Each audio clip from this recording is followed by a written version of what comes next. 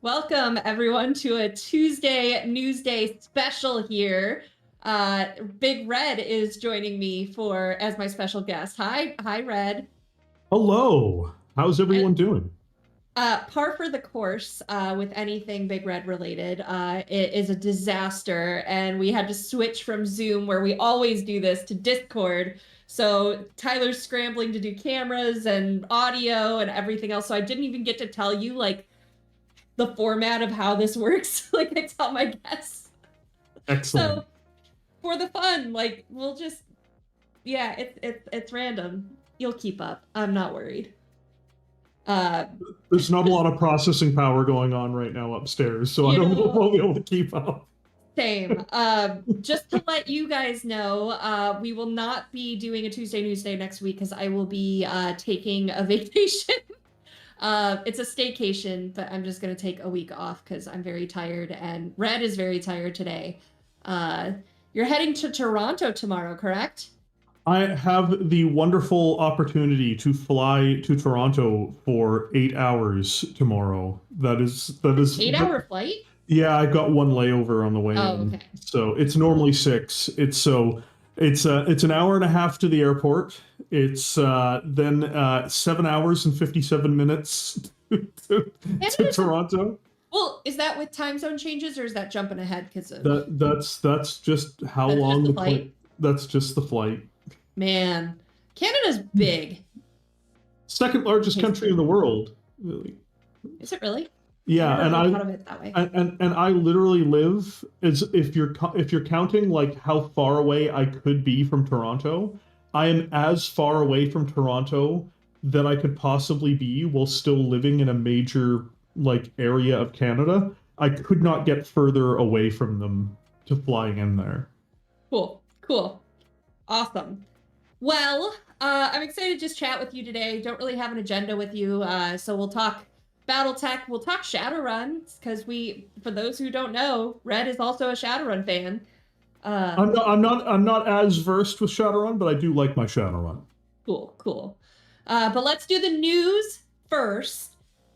So Origins is next week. Origins Game Fair. Dave, if you're here, can you drop that link? If you haven't signed up for events yet, there's Shadowrun, there's BattleTech, there's Leviathans. So check out all of the event goodness. Come say hi at the booth if you're going to be there, and do some hangouts with Catalyst folks. We also have a special event happening in Ontario because not only is BigRed going to Toronto, but Randall is too. Can we talk about what you're doing in Toronto? I've like sure. What are you doing in Toronto, Red? We're going to be filming the second season of the Magnificent Seven, so that's explicitly why I'm going out to Ontario for a handful of days. Awesome. Awesome. Why I am going to be suffering through basically flying an entire day. We've got a link. So while they're there as well, Randall just cannot resist going to game stores and playing. And so I got this from one of our moderators on the Catalyst Discord server. This Saturday, the 14th, we'll be having a BattleTech convention, SobCon 2025. It'll be exclusively CGL games. Randall and BigRed will be coming by in the afternoon, and they have, after they've done their stream at the Six Side Studio, Catalyst demo team and partners welcome all mech warriors, new and old, to join us for a day of BattleTech. What is it? It's a full day of BattleTech events, classic and Alpha Strike tournaments, Aces demo, learn to play, casual, classic, and Alpha Strike play. That rhymes.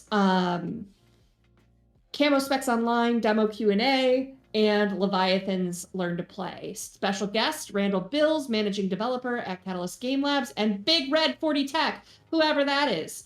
Yeah, like just a moron on the internet from what I've heard. When is it? So it's Saturday, June 14th, 10 a.m. to 10 p.m. at Torchlight Games and Hobbies in Burlington, Ontario. So you should check it out. We do have a post on social media for it as well, so you can follow the link and find where it is. General admission is free. Learn to play and demo events are free. Alpha Strike 350 and Classic Tournament registration is $30 a player. Blah, blah, blah. You can purchase tickets at the Torchlight web store. No tickets will be sold at the door. Yeah, so follow that link and get in on the fun if you're in Canada. Some love for the Canadians. I mean, like, this is just to be fair, when you say Canada, you mean the eastern half of Canada, because not a lot of people are going to make it there.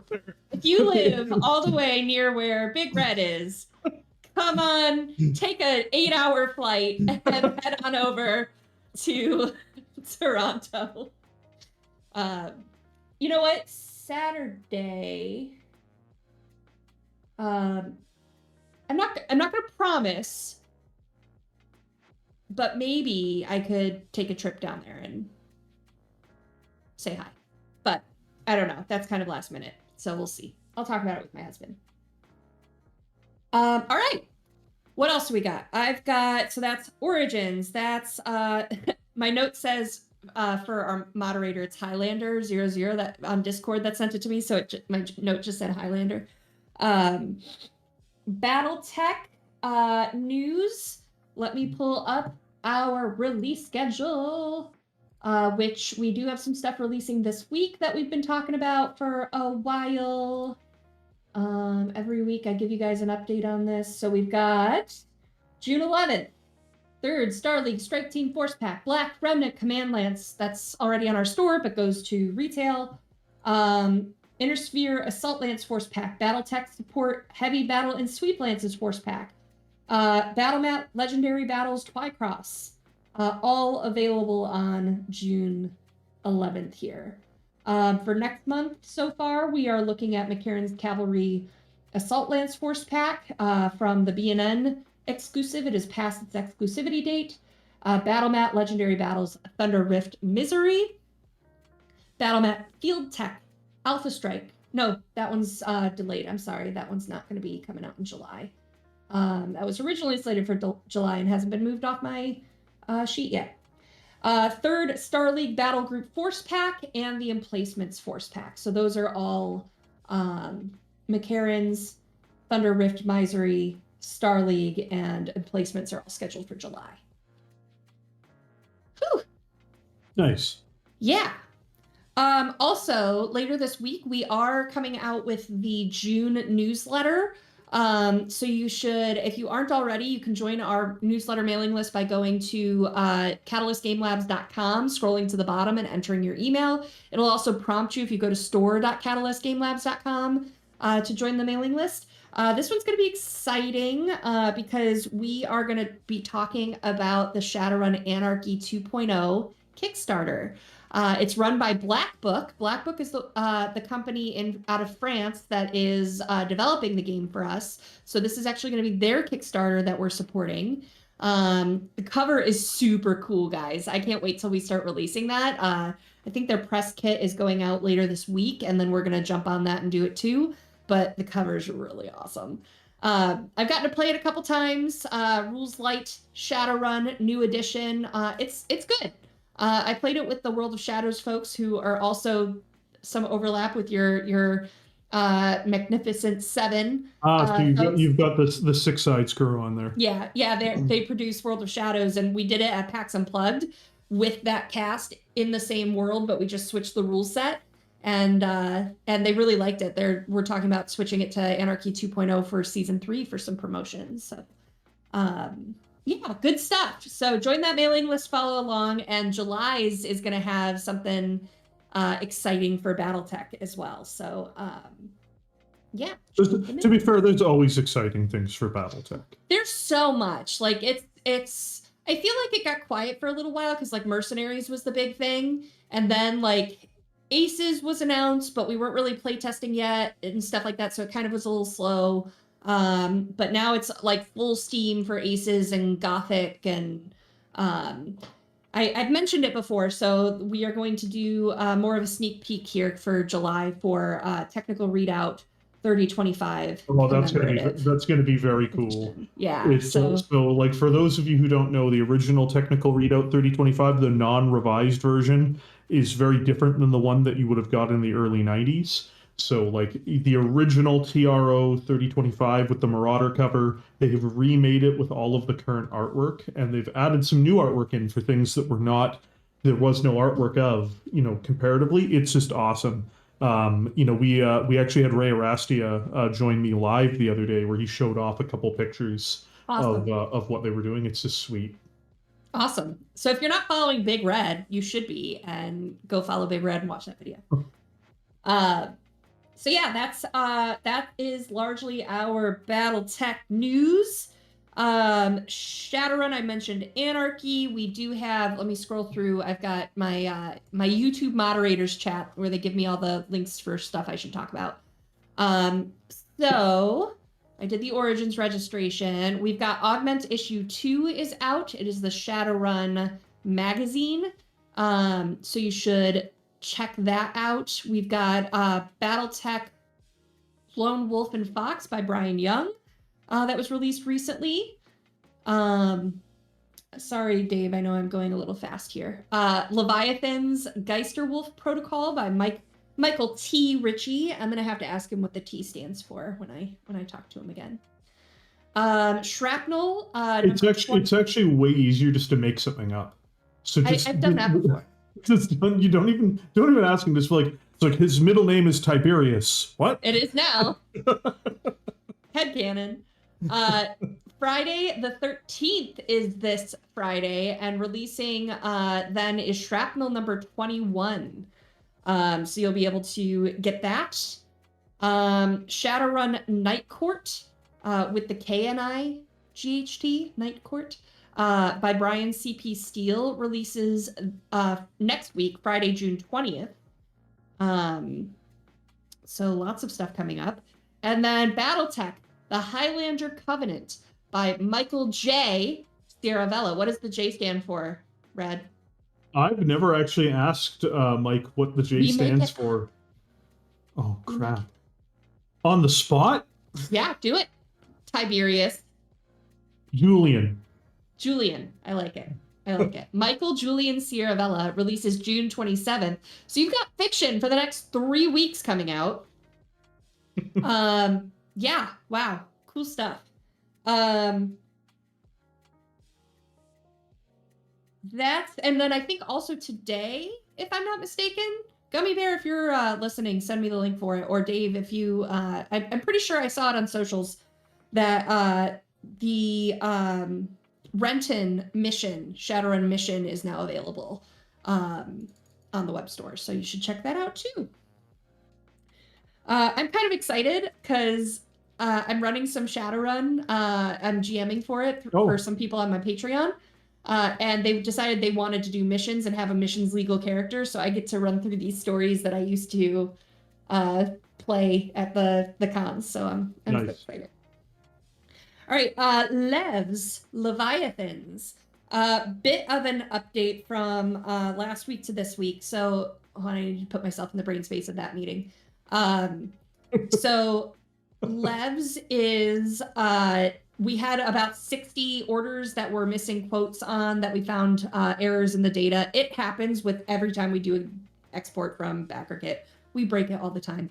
But that went over to WebSphere for quotes. We should be getting those back this week, which means we have all of them. We do a final review, and then within the next, depending on how clean that data is, within the next week or two, that should be getting uploaded to the BackerKit for shipping charges. So I'm thinking what we might do, and I'll talk to the team about this for sure, but I'm kind of leading the charge on this now, so I have more information on it. So I'm thinking we might do the 2 weeks to, pay your shipping and blah, blah, blah, blah, blah. And that's going to be our wave 1. And then you'll have longer if you miss that first one for wave 2 and onwards. But we want to start getting the shipping as soon as possible for people. So, and that's going to be for US and rest of world. The hubs are selected and signed on for fulfillment for international. The orders are currently sitting in China for that, but all of that should be like we're moving forward on shipping that now to the hub. So that is moving underway this week, and then we'll have more info on that as well. That's very exciting for Bren because I know that Bren's put like an enormous amount of work into Leviathan. So I bet it's for him. It's just a great weight off his shoulders where it's at the point where he doesn't have to do anything anymore. I had him on a couple weeks ago. Well, I think that's what. So I had a meeting with him earlier today, actually, and he asked for an update. And he's like, as soon as I get the first picture of Levs in someone's hands, he's like, then all of my worry goes. Like, he's like, that's what I'm waiting for. Yeah. So we're so close. We're so close. So I'm pretty excited for that as well. Board game division. Runefire is still shaking out really cool. We've got the playtests going on. The call for playtesters has gone really well. So thank you everyone that's contributed to that. If you would like to playtest, I think they might still be taking people. So go to our website or the store and find the blogs, and the blogs will have how to contact and get on the playtest list for Runefire in partnership with Paizo. I think I'm getting my Origins and my Gen Con mixed up. I think Gen Con we're kind of collabing more on some demos at both places and for both companies. So but Runefire's going really well. We're happy with that. Flippin' Ninja, don't forget to check that out. That is our newest released board game. And then at Origins as well, we're going to have Quincy of Quincy's Tavern at our booth. We will have a Quincy mug, a tavern mug, for his show, in support of his show. So come get some swag, shake his hand, meet Quincy, because we are developing some board games for him. I think at least one of them is going to be at Gen Con. So, and Quincy will be joining us for that too. All right, I think that is all of my news at the moment. That's a lot of news. Yeah, well, last week I didn't have much, so I think it was another week coming here. So, hi, Red. Hi. For those in the audience that might not know you, what is it that you do in relation to Catalyst and some of our IPs? I just do a lot of really dumb stuff on the internet, for the most part. I mean, that's not even wrong. It's literally correct. But the big thing that I tend to cover on my channel is BattleTech. I've played it my whole life, basically. I don't actually remember much of my life prior to meeting, my first metal miniatures for that game. So, yeah, like a lot of it is just me covering the lore, covering current events. So I do I unironically do news videos from time to time. I know it's just vicious competition here on YouTube on the internet. But joking aside, I do I just released a video over the weekend that's like a big 4.5 hour long piece that took 3 months to make. That's basically the type of stuff I do. Yeah, do you talk at all about your process on your channel? Like what goes into this? Yeah, I do a little bit. So basically, the last one was more difficult because it's actually a little bit more original. I'm not doing many of these, but I do original videos from now and again where I put out like a hypothetical thing. The last one I had to come up with like a bunch of stuff that could have happened. That's why it's called What If. But in general, I tend to look at a subject, a character, a faction, or a battle mech, and then I kind of go down to like the era that mech was developed in and why it was developed, or faction, or anything like that. And then I go through the process of not only explaining who they are or what they did or what it does, but I go through like, these are the historical events that would have happened around this mech's development. These are the historical events that it participated in. These are the people who eventually ended up manufacturing it or interacting with this particular person or faction. And you just carry that through the whole way through. And that is how you create massive amounts of problems for yourself. because it's just way easier if you just don't do that. So so that's how it can take months to make a video sometimes. Like when I made the Toria Concordat video, I think I've got like 49 or 50 references in it, where like I had to read all those references, compile them all into the script in a way that makes sense and is deliverable to people, and then record all of that. And then edit all of that recording. People don't understand how long it takes to edit down a 5-hour script, because you're going to end up doing like 10 hours of recording. You have to cut out all of the parts you didn't use. Yeah, editing is a bear. I've done just live stream editing, so not a lot of stuff, like just chopping off beginnings, ends, blank spaces, that kind of thing, errors. But for audio work, it is a lot. Like if you get 1 hour of audio, you're talking about like between 3 and 5 hours of work to get that 1 hour of audio. So it takes about a week to produce an hour and a half or 2 hours of finished audio. So like just a week of me getting up, looking as tired as I do right now, and just sitting in front of a keyboard, slowly grinding your way through it. And you can't listen to like an audiobook when you're doing it. So you can't listen to something that would like take your mind off the mindlessness of it. You just have to do that. You know, you've got a very identifiable voice. Do you ever have, or probably not anymore, but like when you were starting, were you ever like, oh, I hate listening to myself, I hate editing this? I still hate listening to myself, and I still hate editing it. So just, I think one of the funniest jabs anybody ever had about one of my videos, like I bet this guy just loves listening to his own voice. I'm like, oh no. Like sitting there, I'm like, you have no idea. You have no idea how much I hate my own voice at this point. How did you decide to get into like YouTube videos and streaming and stuff like that, and why BattleTech? Originally, I was a moderator for a YouTube channel called Chapter Master Valrak. I still consider Valrak a very good friend, even though I'm not really into 40K much anymore. Super cool guy, and like I did that in my spare time. I got laid off from like my job prior, where I was like basically working with technology and companies and things like that, and I was just like, well, I really hate my previous employment at this point. I'm like, I don't really want to try that again. Even though I was quite successful at it, I'm like, I'm going to just try doing YouTube for a couple months, see where it goes. I did 40K, so I covered that, doing something similar. Then this is no slight against the company that makes it. They just made a lot of decisions that I just really wasn't into. And I'm like, no one cares about BattleTech. I'm not even joking. I'm sorry to say that. I genuinely thought no one cared. Because like BattleTech's always been my passion project more than Warhammer anyway. I played BattleTech before I played Warhammer. Like I played both at the same time for good 20 years. And so I was just like, I'm just going to make a couple BattleTech videos. And then like I'm even saying to myself, no one will care. The channel's not going to really grow at this point. And then I'll just move on and go back into the previous field I was doing. And I made the BattleTech videos and they blew up. I was like, wow. Oh.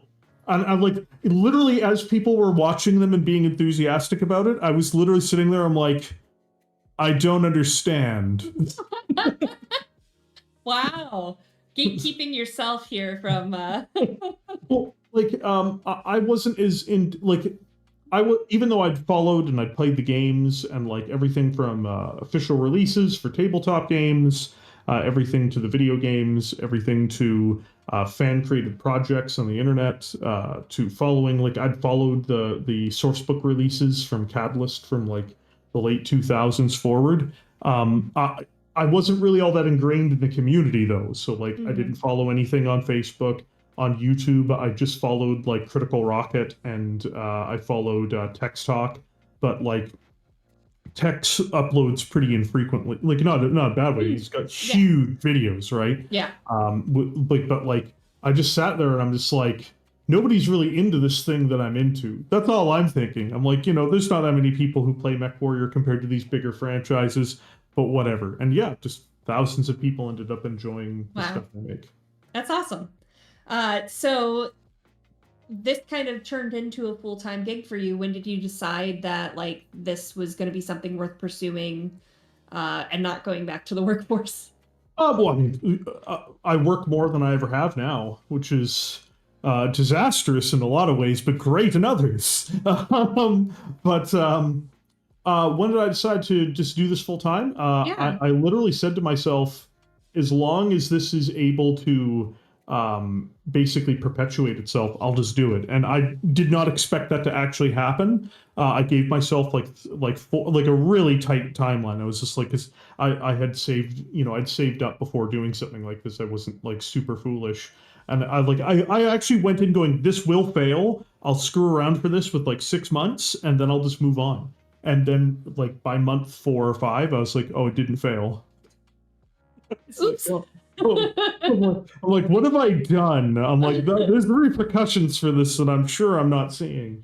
That's awesome. And I know, from talking to you, as I mean, often or infrequently as we do, I guess, that like you're always trying to plan ahead, like, hey, are you going to want me at Adepticon? Because I have to plan my editing and recording and, my video schedule around this stuff. And it's a lot of advance time and notice. Yeah, like I actually typically have things planned out about depending on where I'm at, usually between 8 to 16 months into the future. Mm. So Okay. like Wow. I kind of know what I'm going to be doing in 8 months. Like even right now, I can actually rattle off the entire schedule for what's going to happen. The next video coming up is the Battle Master. After that will be the Vindicator, as voted for by the people who are my channel members. After that, I go on to doing the Magistracy of Canopus video. After the Magistracy of Canopus video, I'm going on to do 2 mechs that people are going to vote for again. Hopefully, I'll get to those before the end of the year. After that, I have the Lone Wolves video to do. That I'm going to be doing 2 more mech videos, and then I'm going to be doing a giant Kellhound video. Mm. I opted to switch the Kellhounds and the Magistracy of Canopus because originally it was inverted, because I have to do way more reading for the Kellhounds, and I'm like, this will extend the production time of everything else. And these videos were all decided ahead of time. I'm like, we're just gonna whoop, whoop, whoop, whoop, whoop. Because those are the 2 biggest videos that I'll be doing over the next year. Yeah. Wow. And it sounds like you're not really able to save space. Like what happens, I guess, when we throw a wrench in the mix and we're like, I got it. Like, do you ever think like, oh man, I need to like market on this and like push something out? Or sometimes that does happen. Sometimes I make just decisions very like offhandedly to be like, as long as I'm not in the editing stage for the video. So like if I am in the script writing stage, I'll finish the part of the script I'm on, and then I'll pivot to like, let's talk about BattleTech Gothic, or let's talk about this or that. But what ends up happening is if I'm already like halfway through editing the audio for it, I'm like, wow, sucks to me.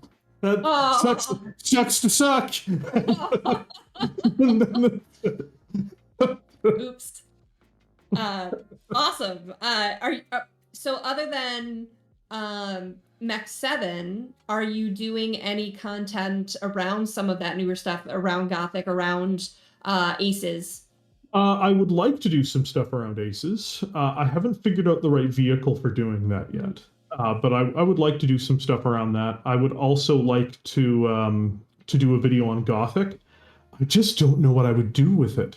Like, just making a video about the primer is fine, but it also doesn't, it's not really, like, I suspect a lot of people are going to be doing that. And one thing I don't like doing is I don't actually like doing a lot of the things that other people are doing. I like to figure out something I can do that's, if not unique, then at the very least different. And I just haven't really had time to really think about what I would want to do with it. I am very excited for it in a lot of ways. I'm much more excited for because there's 3 other ideas for the Continuum series that have been put out there. I'm more excited for robots and ray guns and for diesel tech, like the World Awesome. War II style Yeah. one.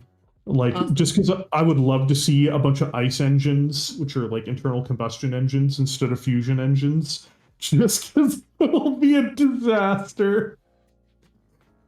It's like, what are you running? Well, normally we would be running this with a nuclear fusion power plant. Oh, neat. What are you running it with instead? We've got like a 28 cylinder engine. It's like, oh, that's a really dumb idea. It's like, Most of yeah, our weight is gas canisters. It's it's a 100-ton mech because it's got 30 tons of fuel in it. awesome. Awesome. Um, so I know you go over so much BattleTech on your own channel and stuff. If you had not streamed BattleTech and had that content blow up, what are some other fandoms that you have that you might have chosen to do instead? Oh man, at this point I live and breathe BattleTech. That's the scary thing. I'm like, I wake up in the morning, I'm like, BattleTech. But I had a life before this. Uh, I'm a huge fan of the cyberpunk genre. I know it's crazy. I go in here. He comes in here wearing the chair of an enemy. No, I'm just kidding. But, no, I love Cyberpunk 2077 slash 2020. I'm a huge fan, of course, of Shadowrun. In fact, I played and know more about Shadowrun than I do about like Cyberpunk. If it weren't for Cyberpunk 2077 as a video game, it would be more of like an orbiting fandom for me, where I'd be like, oh yeah, it's a cyberpunk genre, unironically because its name is Cyberpunk. Um, but no, I actually got into Shadowrun when I was like, guess 12 or 13 when one of my good friends introduced me to it. A lot of fun. I think the first version of Shadowrun I played was second edition, and we actually had the expanded Arsenal handbook. So not only did we had like the Armory handbook, which was just like a full source book of weapons, which I of course am a street samurai by training. I will always just pick the dumb guy with swords and guns. That tends to be. I was like, oh, but you can do all this cool cyber stuff, or you can be a mage, you can be this. It's just like, I am heavy weapons guy.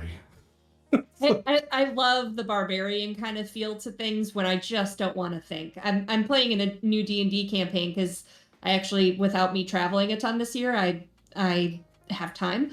It's twice a month. But I was like, I want to be a barbarian. Like I spend so much time thinking and strategizing, and like I just want to be dumb and hit things, and like and I like being fun with it too, where like I just played on a stream where there's like this magical barrier and I run into it and I take necrotic damage, and a dead guy walks through it and doesn't take any. I'm like, it's working now, and I run through it again and take more damage, that Oh kind of my stuff. god. So Perfect. I get you. I get you. I love the barbarian feel. I don't mind playing a smart guy. Of course, I like playing a rogue. Anybody who watched the Magnificent Seven, first season will know I infamously try to find ways around dealing with problems by dealing with problems in interesting ways. And Like, that's usually I like playing mages if I'm invested in a game, because you can find some really fun different ways to solve a problem. but But you know what's incredible though is when you take a fighter who should not be solving things that way and you solve things that way. You're just like yeah, guys, but what if we just lockpicked it instead of breaking it? And everybody looks at you like, aren't you the fighter? I'm like, listen, just because I'm a fighter doesn't mean I'm dumb. do you know the spoon theory in psychology?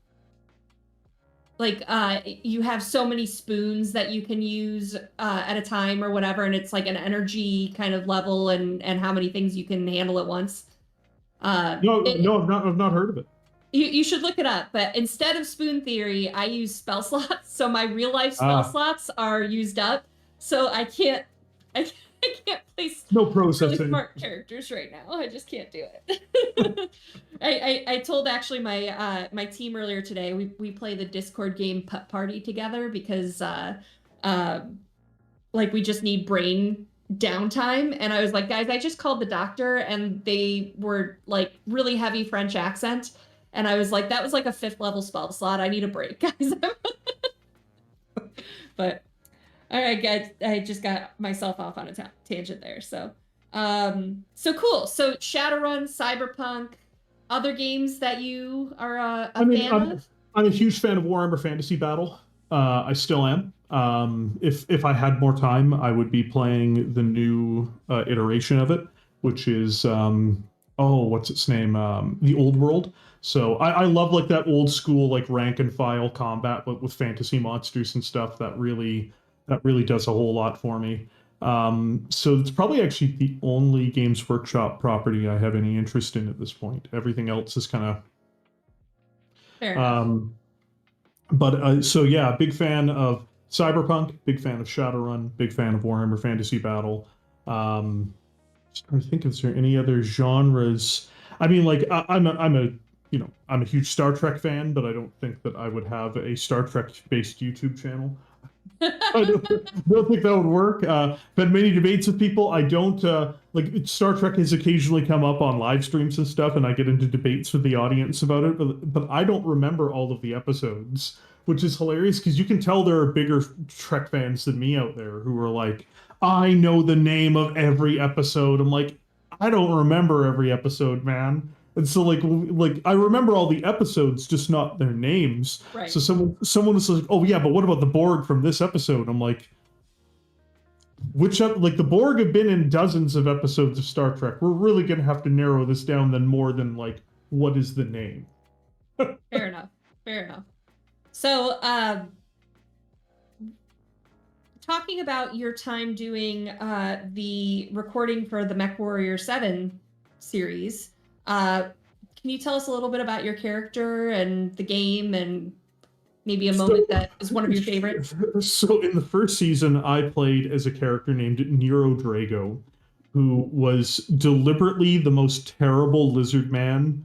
Like I deliberately designed him to be like a cold-blooded human being to the point where like I think it's the country like I think it's the movie No Country for Old Men. I actually designed the character on the antagonist from that, so he's just crazy. He's crazy and unfeeling, and he's just awful. And but like I also approached him almost like the Terminator. So he would do something terrible to someone, and then like if the mission objective changed for any reason, he would just either ignore them or be like, "Are you all right?" Like he's just an awful monster. And like the audience loved him. When like after this came out, I was like, are you people for real? Like this guy's the worst person who's ever like I think I've only played like one or two worse people in like 30 years of role playing. I'm like, don't cheer for him. Like, do not cheer for this man. And like what ends up happening is there is a character named Terry Burgess, played by Jesse, great GM. We're in a wonderful ship that I helped disrupt throughout the entirety of the first Magnificent Seven. And Jesse came up with this character, Terry Burgess, that was kind of his character that he was going to be using in the thing. And Terry Burgess may have died. He may have fallen to his death. No one is quite sure how or why, but Terry Burgess's character, fell from the 70th story of a skyscraper after a night of hard drinking. So, some people have implicated that he may have been helped off of the side of that building by someone, an unnamed assailant, will. But that happened. I felt really bad. I felt really because like my guy was actually a member of the Word of Blake, who are like that's how he was so bad. Like he's already awful, and I'm like he's also a member of the Word of Blake. By the way, Jesse mostly made up this character because I didn't have time to make one, and so there's actually one part of the first season I'm like, you did this, Jesse. You made this character. You can't blame me for what's happening here. But, are you playing him again in season 2? No. Oh. And the reason why is because, and I explained them because I'm the worst player because I'm a player who plays to the character. So like I just want to make it perfectly clear because I GM as much as I play. Ideally, the party plays together for the sake of the party, even at the expense of character. Fun in the game is supposed to come first. I am a horrible player though, because I will always play to the character. I'm like, so who is the character? What are their motivations? Because like I try to play the character. I don't want to play me. And like that's a big thing that I always emphasize to people. When I'm playing these games, I don't want to be like, oh, hi guys, I'm Big Red and I'm just playing Big Red in this game. It's like, no, no, who's my character? What's their motivation? What are they doing? Why are they doing it? So he would just try to kill the party, which sounds amusing, but it's bad for the game. And I explained this to them. I'm like, guys, your whole mission is to stop the Word of Blake. They're like, yeah. I'm like, he's a member of the Word of Blake. They're like, oh, he can change. I'm like, that's not how that works. So, like, we're going to have to do a new character. I know a lot of people wanted me to reprise the role of Nero Drago for season 2, just because they really, you'd be surprised, a ton of people really love that character. But it's not about whether I like the character or dislike him or anything. It's just like he's just going to try to kill the party. I'm like, they're like, well, how would you do that? Oh, hey guys, we're getting ready for mission. I got on my Wolverine first. I've loaded Inferno SRMs into my launcher. I spray them across the bottom of the mech bay, killing all of the pilots and crew. Mission accomplished. It's just like, but why would you do that? It's like, because he wants to kill the party. It's like, you know, it's like it sounds great to have that type of character in your party, except for if they actually kill the party. Wow. With that, why don't we jump over to chat questions? No, but I'm actually the new character I'm playing. I developed this character, so it's really? not. So it's not. Jesse didn't make this one up for me, and then I had to adapt it. In this case, I made a new character who is Casimir Kozak Merrick, who is I know what people liked about Nero in season 1, so I'm not entirely removing every aspect of that. He is a different character with a different origin and different motivations and different behavior sets. But I also made him a character that will cause other party members and the GM problems, because that's actually what the people that when I read the comments for what people liked about Nero, I'm like, I will just harvest the portions of Nero that can be reworked. He's not a cold-blooded lizard man, but I think people will very much enjoy Casimir. Cool. And you can check out season 1 right now on Six Sides of Gaming. Dave, if you don't mind grabbing a link to season 1, that'd be awesome. And season 2 is recording this week, so it'll be a bit yet before it comes out. But exciting stuff. We're getting a season 2. Awesome. All right. Well, we've got some questions in the chat coming in for you. First is Mechanical Frog. What faction needs a new novel in the Ilclan era? Ooh. The Lyran Commonwealth badly needs a novel. Just because they're the only house that's been left behind. Like, you know, I'm a critic, so I judge the books as they come out, and it's not even about like, oh, well, this or that. It's like there's just no books for the Lyran Commonwealth proper for the Ilclan era in terms of novels. They desperately need one. Outside of that, I think Hanson's Rough Riders needs a novel for the Ilclan era if we're talking about mercenary units and stuff. Awesome. Awesome. Oh no. Lorcan asks, who did less wrong? Malvina Hazen, the Master, Lester Cameron Jones, or the scientist General Etienne Balzac? So Lorcan, are you asking me that in the context of like which one is legitimately the least evil of those 4, or are you wanting me to answer who is the most evil of those 4 comically? The least evil of those 4 is probably Lester Cameron Jones. If we're talking like credibly the least. The most evil of those 4, ooh, that's really tough. So we've eliminated Lester. So you've got Malvina, the Master, or Scientist General Etienne Balzac. I think it's actually between Balzac and the Master. I don't think Malvina's anywhere near as evil as those 2. Because Malvina's just a really simple person. She just wants to kill everyone. Which is like, I know that sounds terrible, but these other people have machinations to ruin everyone's lives forever going forward. I see. So, it's not personal for Malvina. Yeah, like for Malvina, she's just like, the world took my brother/lover from me. I'm gonna destroy the world. That's a terrible motivation, and you can kill a lot of people doing that. But like, that's very different from like, these other two people. Like, yes, but what if we ruined everyone's lives forever? I lost my screen here, so I'm going back. There we go. All right. What else do we have here? We have has the Stormcrow, this is from Kalos, has the Stormcrow premium mini been fixed? I'm pretty sure it was. But they got mixed into existing stock by PSI. Oh, cool. Yes. So if it's mixed,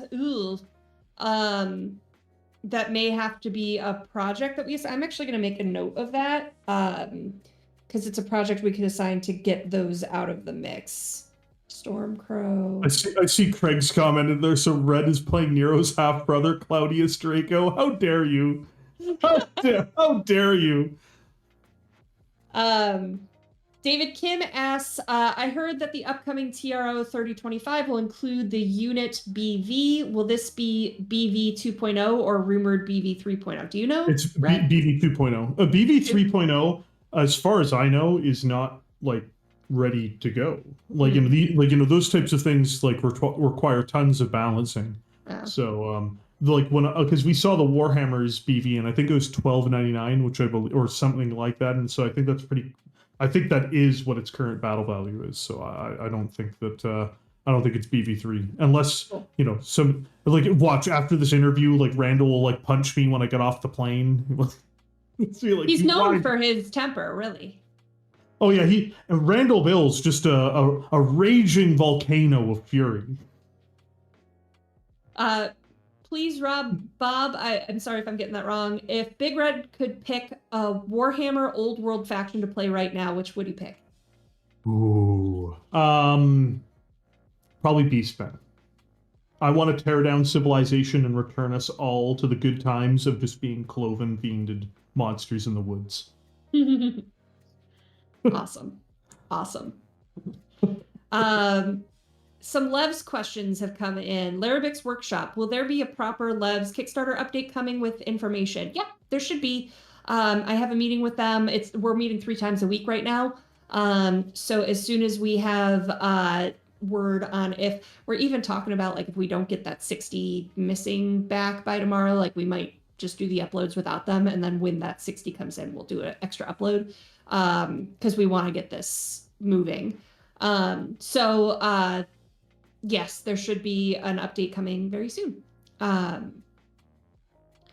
Turbo Turtle asked, what type of shipping are we expecting for Leviathans? I've heard, I haven't seen the numbers myself. I'm not the one that's deep in the spreadsheets, but I've heard that they aren't bad, that they look pretty good. So, and Lauren is doing what he did with Mercs too, and doing some like offsetting of some of the high costs of like what he's willing to cover for someone that has, something that looks off.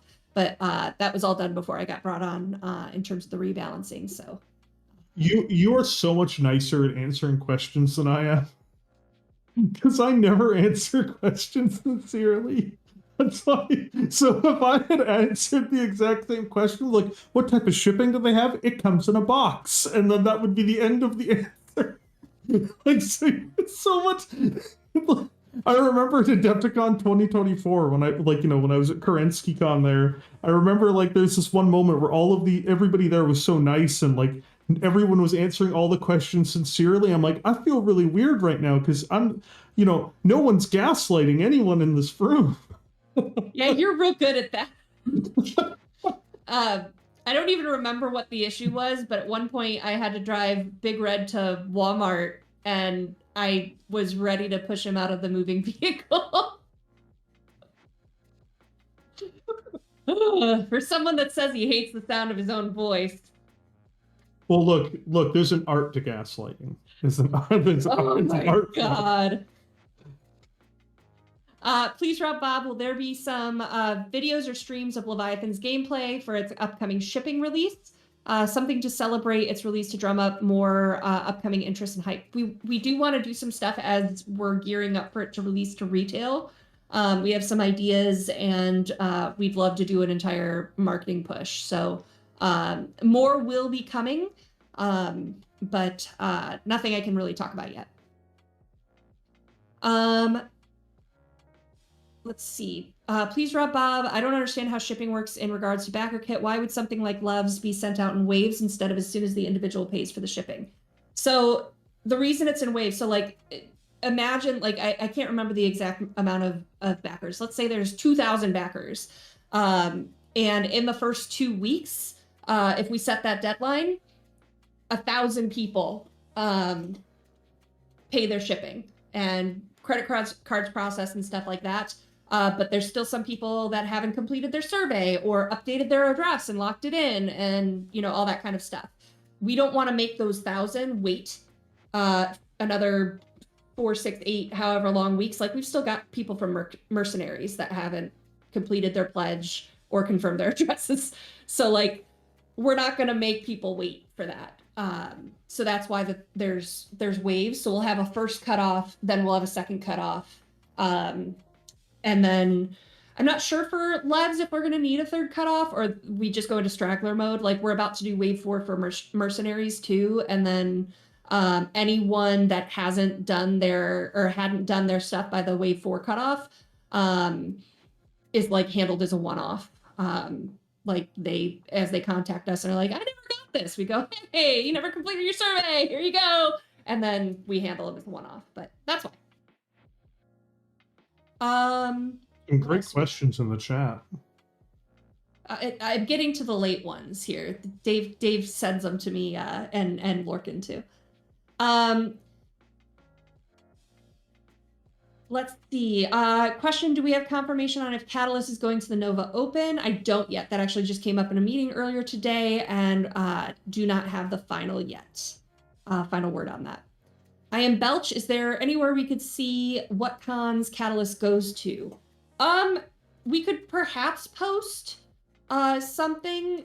The problem is we aren't great at, like, it's not like we're talking right now about the 2026 cons and what we're going to be at. We aren't that organized. So like this year, even because of tariffs, like, it's pulled back a bunch of stuff. So we hate to say that we're going to be somewhere and then like not like and have it change. But I know that we're doing, oh gosh, Lauren said it a couple weeks ago, if you want to watch that Tuesday Newsday as well. But I know we're doing Origins, Gen Con. We are not doing Dragon Con this year. We did not do UK Games Expo this year. PAX, I think PAX West we're still doing because everyone lives nearby. PAX Unplugged we're still doing. Gamehole Con was already locked in. And then I'm not sure how big our presence is going to be, or if people are just like, if like Randall's going to go for a walkthrough kind of thing just to be there this year. But I don't have final news yet on Essen or Paxos. So unknown on those. A non-Oni agent asked Q for Red, what are your top 5 mechs you'd like to see in plastic that don't have any plastic release announced yet? And why is it the Phoenix Hawk Lamb #1? I famously hate lambs, so no, I don't want to see any lamb in plastic at any point. I'd rather not even see them anywhere, really. But my top 5 mechs I would like to see in plastic that currently aren't. The problem is we know a lot of them are coming. The Archangel, the Mad Cat 2, actually I'd love to see the Giuliano. Actually, easy. Giuliano, Eris, Quasimodo, Tenchi, and the Atlas 3. There you go. 5 of them that I know are not in any packs that have ever been announced ever. Awesome. Green Learn, I'm sorry if I said that wrong. If you could make a force pack for any faction you want, any mechs, any era, etc., what would it be? I would probably make a. I would probably make a Dark Age Free Worlds League pack. Just because they don't have a pack at all, but also because the Dark Age is where they start getting like actual unique mechs and meaningful numbers that are not terrible. There's a, like everyone always points to like, oh, but the Albatross isn't that bad. The Albatross is a 95-ton Albatross around the neck of whoever takes it into battle. It's a 95-ton coffin. People out there are like, yeah, but it's basically a 75-ton mech, but for 20 tons more that blows up. Less armor than an Orion, barely more gun than it, and 20 tons more with an XL engine. It's a tomb. Jason Ames, you've said Yori Kurita was your favorite House Lord. Why and what arc would you like her to have in the Ill Clan era in like 5 years in universe? So the reason why I like Yori Kurita is because Yori Kurita is one of the most realistic House Lords in the setting at this time. She has to worry about her position constantly. She eliminated and killed the best general the Inner Sphere had. So Toranaga Matsuhari had conquered New Avalon. He had gutted the Federated Suns. He turned the Draconis Combine from a relatively backward state into functionally a superpower. Great leader, but she realized he would eventually do away with her because he was the real power behind the throne. So she cut his throat. She got him killed, even at the expense of some of her other forces. She has the most problems to deal with, but the cold, honest truth is Yori is my favorite because Yori is the only one playing real politics other than Julian. So she is actually moving pieces not only around the board, but within her state. She has specific keys to power who she has to appeal to in order to stay into power. And she's ruthless enough and cunning enough and vicious enough. She doesn't always want to be vicious, but she will do anything she has to stay in power.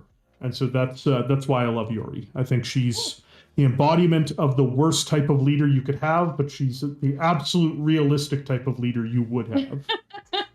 Awesome. And I think we have time for one more question. There's 1 minute left to 5. So Angry Caveman asks, BigRed, what are the redeeming qualities of lambs? They don't have one. But like there's no redeeming qualities. They're dumb. They're ugly. They break the game. Like the biggest problem is they break the game, and they're a holdover from an era of BattleTech that was dropped by 1989. So a lot of people they just want a Macross game that's not bad, and I understand that if you're a fan of Macross, but BattleTech is not Macross. So he asked that, I'm sure, just to get the most savage answer he could out of me, but there you go. Well, thank you, BigRed, for joining me today. It's cool to have you on finally, and get to chat about your work. So thank you. Well, thank you for having me. Fly safe on your trip and have fun in Toronto. And for you guys, don't forget that I am on vacation next week, so I will not be here, but we will be back in 2 weeks, and we'll see you then. Till next time. Bye.